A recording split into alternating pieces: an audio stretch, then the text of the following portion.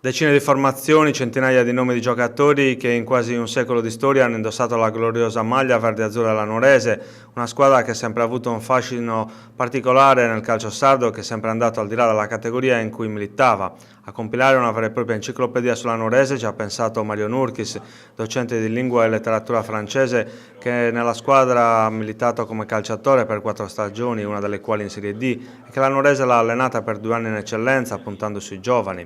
Il volume, intitolato Passione Verde Azzurra, la storia della Nuorese dal 1930 al 2016, è stato presentato stamattina nel corso di un evento ospitato nell'auditorium della Biblioteca Assata. I lavori sono stati coordinati dal giornalista Pietro Rudelat e hanno visto la partecipazione, oltre che dell'autore, di Giancarlo Marcialis, che in veste di bibliotecario ha collaborato con Mario Nurkis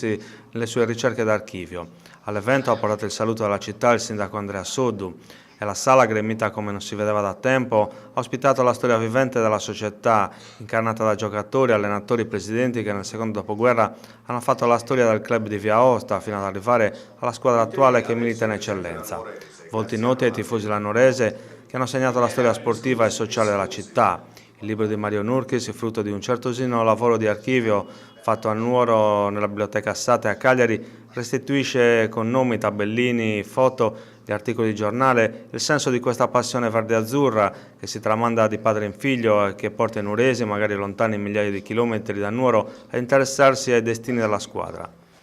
Una società gloriosa nelle cui fila hanno militato campioni come Pietro Paolo Virdis e Gianfranco Zola, che hanno visto la ribalta della Serie A e della Nazionale, per citare 2 nomi che mettono d'accordo tutti.